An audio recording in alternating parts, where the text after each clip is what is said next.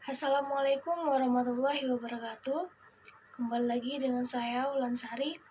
Kali ini saya akan membahas tentang bab 3, yaitu menggunakan teknologi informasi dalam menjalankan perdagangan elektronik. Oke, yang pertama, mungkin pandangan kalian tentang e-commerce itu hanya seperti Shopee, Tokopedia, dan toko-toko online lainnya. E-commerce itu secara singkatnya ialah transaksi antara penjual dan pembeli dengan menghubungkan komputer dengan internet. Model ini sering kita lakukan dengan e-commerce seperti membeli barang dari toko online, kemudian penjual mengemas barang dan beberapa hari kemudian barang itu sampai. Ini merupakan salah satu model dari 5 model e-commerce. Tapi di sini saya akan membahas secara singkat 2 dari kelima model itu. Selanjutnya, 2 dari kelima model ini yaitu B2B dan B2C. Oke, yang pertama kita bahas tentang B2B atau bisnis ke bisnis. Di Indonesia sendiri, bisnis ke bisnis ini belum sempurna dilakukan oleh pelaku bisnis. Bisnis B2B ini menyasar pada perusahaan saja.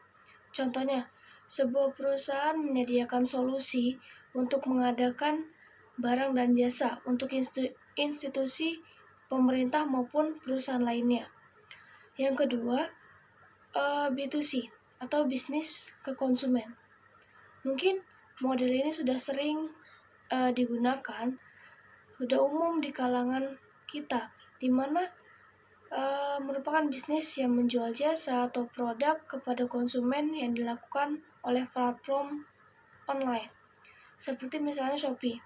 Ketika kita membeli barang di Shopee, setelah itu penjual akan mengemas barang, kemudian beberapa hari kemudian barang itu sampai ke rumah dan Anda tidak perlu datang ke toko secara langsung. Selanjutnya ada beberapa manfaat dari e-commerce. Pastinya e-commerce itu mempermudah komunikasi antara penjual dan pembeli, biasanya melalui chat. Yang kedua itu dalam proses penjualan dan pembelian. Pembeli tidak usah datang ke toko secara langsung, maupun penjual tidak perlu face to face sama pembeli. Yang selanjutnya dalam promosi di zaman sekarang ini, mungkin promosi bisa dilakukan dengan sosial media. Terus ada penyebaran informasi juga bisa dilakukan di sosial media. Dan yang terakhir, memperluas jangkauan konsumen dengan pasar yang luas. Selanjutnya, di e-commerce ini ada beberapa kendala. Menurut saya, yang pertama itu adalah kepercayaan. Kepercayaan ini merupakan kendala yang paling menonjol dari kendala yang lainnya. Contohnya di negara kita itu sendiri, konsumen lebih percaya ketika menggunakan transaksi face to face, di mana konsumen itu dapat melihat sendiri barangnya, melihat kualitasnya, melihat ukurannya, dan lain sebagainya. Yang kedua ada keamanan. Keamanan ini contohnya seperti pencurian informasi data pelanggan. Maka dari itu, banyak pelanggan ini atau konsumen ini sangat berhati-hati dalam membeli sebuah produk secara online. Dan yang terakhir adalah biaya yang tinggi. Dalam membuka suatu bisnis online itu pasti memerlukan biaya yang tinggi.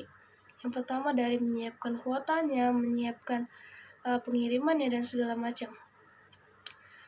Selanjutnya ada sistem iOS.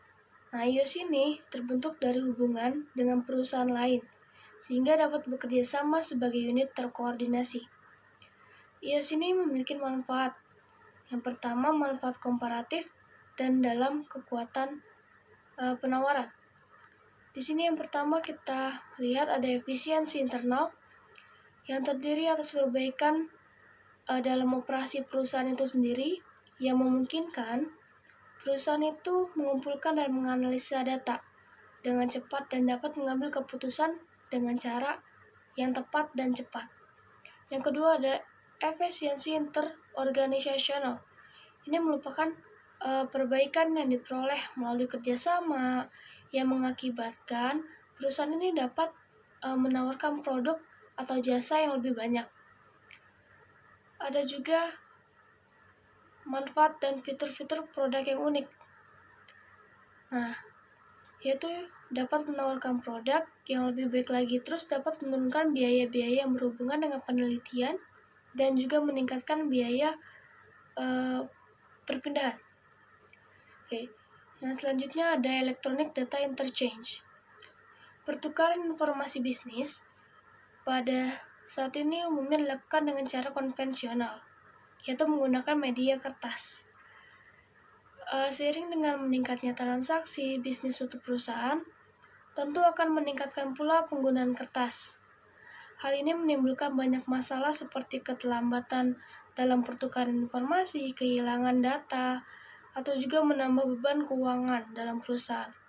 Kehadiran internet itu memiliki dampak yang signifikan untuk menyelesaikan masalah pertukaran data secara konvensional. Pengertian elektronik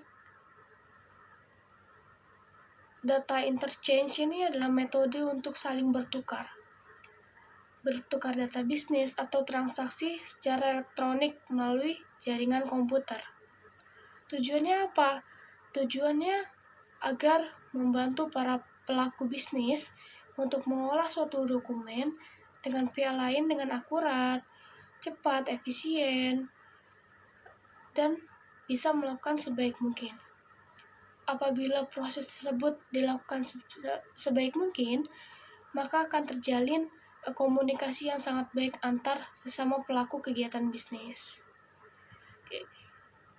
Yang selanjutnya ada extranet. Dalam pengertiannya, extranet ini adalah intranet yang dapat diakses oleh beberapa orang dari luar perusahaan atau mungkin dibagikan ke lebih dari satu organisasi. Sedikit lebih luasnya dibanding intranet. Extranet ini mampu menciptakan jaringan pribadi orang-orang yang berkepentingan dengan perusahaan, baik itu internal maupun eksternal, seperti klien, vendor, pemasok, mitra, dan sebagainya untuk saling berkomunikasi. Tadi kita berbicara tentang intranet. Intranet itu apa sih? Intranet itu adalah jaringan teknologi informasi yang lebih sempit atau bisa dibilang private dibandingkan dengan internet.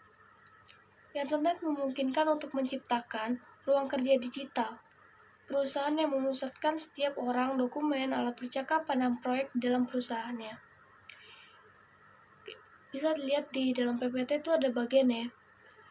Saya akan jelaskan yang pertama, ketika perusahaan itu dalam posisi buruk, maka akan ada tekanan yang sangat hebat atau sangat kuat, yang akan menyebabkan perusahaan akan menerapkan IOS. Dengan menerapkan IOS ini, akan meningkatkan operasi perusahaan dan dukungan dari manajemen puncak akan selalu mempengaruhi keputusan. Setelah perusahaan menggunakan IOS, ada beberapa perusahaan itu seperti memiliki kekuasaan yang besar, sehingga perusahaan tersebut dapat meminta pesaingnya untuk menerapkan IOS juga. Ada manfaat tidak langsung dari IOS. Yang pertama, mengurangi kesalahan, menurunkan biaya, meningkatkan efisiensi operasional, meningkatnya kemampuan untuk bersaing, memperbaiki hubungan dengan pesaing, memperbaiki layanan dengan pelanggan. Oke, selanjutnya ada strategi B2C untuk e-commerce. Strategi ini sangat penting bagi perusahaan. Kita harus tahu produk apa yang akan dijual oleh perusahaan. Yang pertama ada produk-produk digital seperti lagu, album, film. Itu merupakan produk yang tidak berwujud dan dapat dibeli atau diakses melalui web tanpa secara langsung ya, tanpa fisik. Yang kedua itu ada produk fisik. Nah, produk inilah yang harus segera dikirim oleh penjual kepada pembelinya. Selanjutnya ada penjualan maya versus campuran. Kalau kita lihat maya ini kan secara tidak langsung ya, yaitu penjualan oleh perusahaan yang tidak mengoperasikan di tempat penjualan fisik atau toko. Jadi penjualnya tidak memiliki toko, tapi diakses melalui web. Penjualannya dilakukan di web. Sedangkan penjualan campuran ini penjualan yang dilakukan oleh perusahaan yang memiliki toko, tapi juga memiliki web. Jadi dia dua. Kalau penjualan maya tidak memiliki toko, tapi bisa diakses di web. Kalau penjualan campuran dia memiliki toko dan bisa diakses di web. Yang selanjutnya ada pemerintahan elektronik, yaitu penggunaan teknologi informasi oleh pemerintahan untuk memberikan informasi dan pelayanan bagi masyarakatnya. Contoh, dalam hal pajak, kantor pajak bisa melakukan lelang atas sertifikat pajak di situs web atau platform online. Selanjutnya ada aplikasi retail.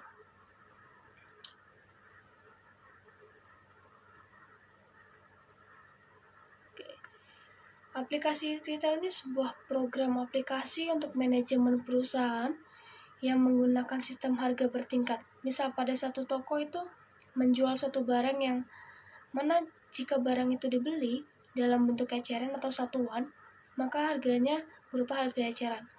Dan jika barang itu dibeli dengan jumlah yang cukup banyak, maka barang itu bisa dibeli dengan harga grosir atau bisa dengan harga yang lebih murah. Misalkan barang A ini dijual persatuannya itu 2.000, tapi kalau kita beli 10 misalnya bisa 18.000, jadi lebih murah. Kalau kita beli banyak, kita bisa mendapatkan harga grosir, harga yang lebih murah. Yang terakhir, kita akan membahas tentang dampak internet pada bisnis di masa mendatang. Di masa mendatang, internet pasti sudah tidak lepas lagi. Manusia sudah tidak lepas lagi dari internet, makanya akan dapat meningkatkan perekonomian dunia maupun pribadi, dapat mengefisiensi waktu. Terus juga makin banyak penggunanya karena manusia ini tidak bisa terlepas dari internet di masa yang akan datang. Mungkin itu saja penjelasan dari saya di bab 3 ini. Minggu depan saya akan membahas tentang bab 4. Mohon maaf bila ada kesalahan. Wassalamualaikum warahmatullahi wabarakatuh.